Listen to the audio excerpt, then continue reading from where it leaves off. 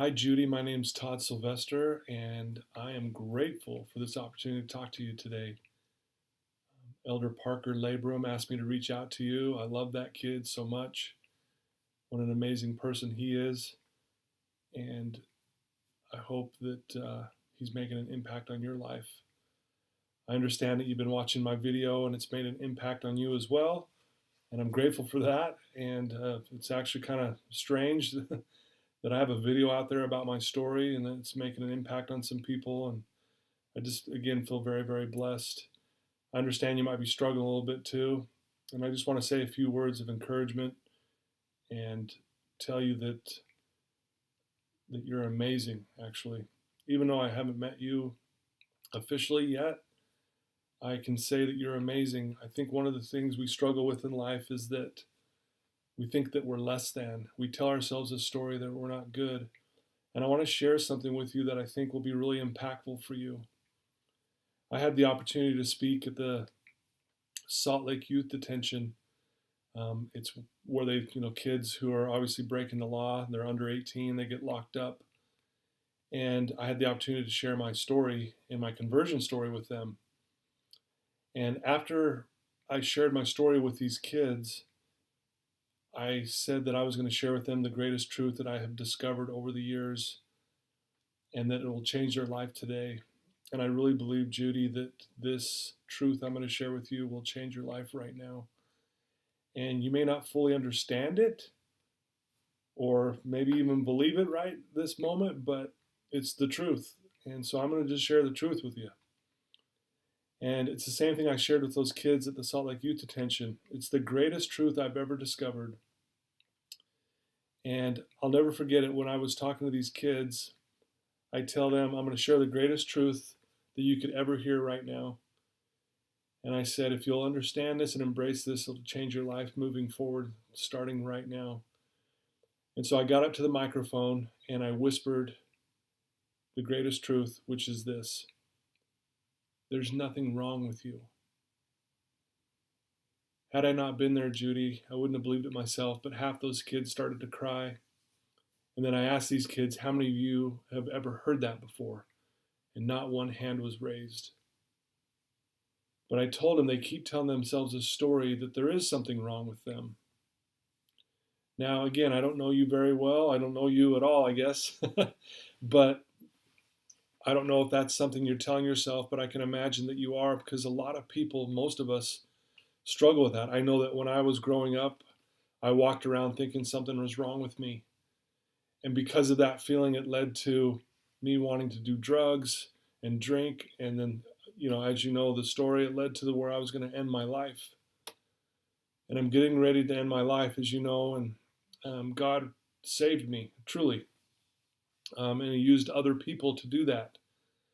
Most of the time when God reaches out and helps us, it's through other people. And I know my friend Rich now, who reached out to me and made an impact in such a way that it changed the course of my life. Maybe this video today can maybe change the course of your life. I think one of the problems is we don't understand who we really are. And that's a question I would ask you, Judy, is who are you? And I would imagine that's a question that you struggle with, because most people can't answer that question.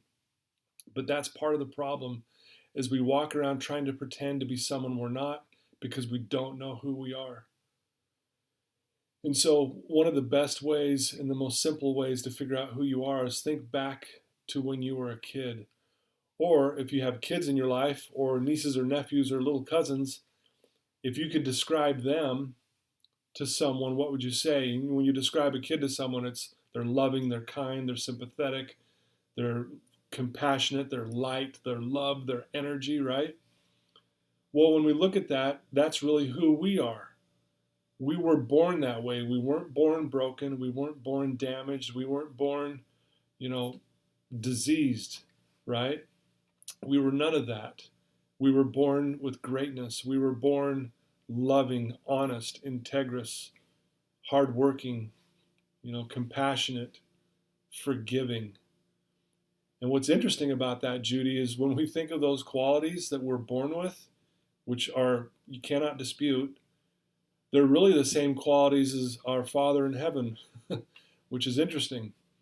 But from the time we're little kids, as we grow up and the experiences that we go through, we forget who we are.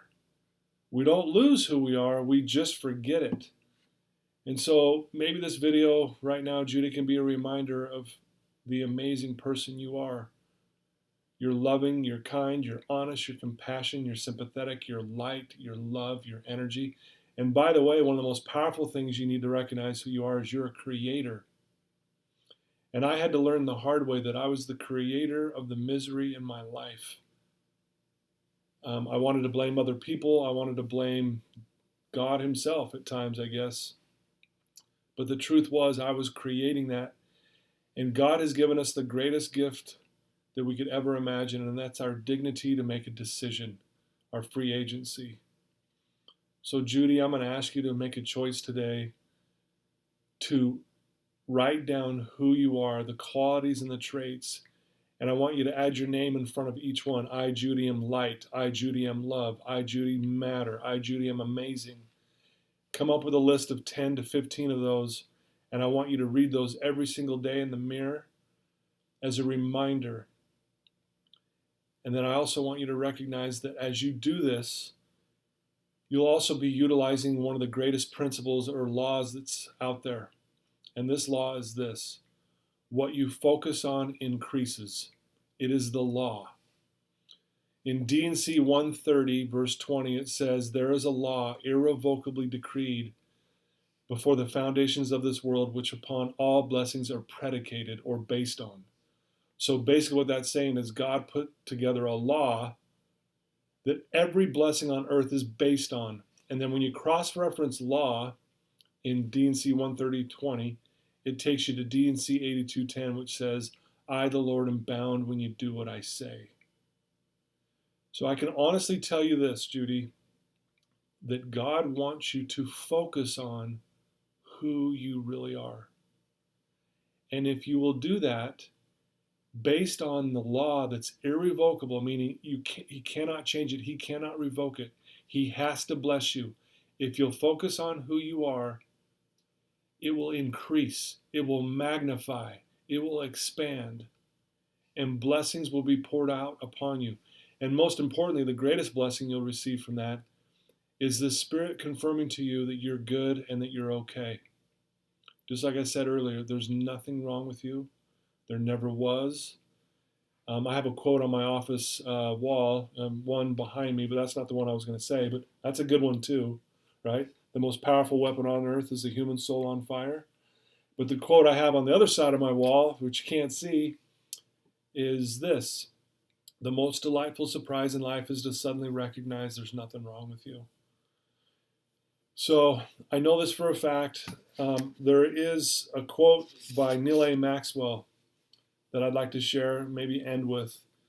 Neil A. Maxwell says that stars in the universe that are so amazing, their longevity and how long they last, are immortal, but you're not.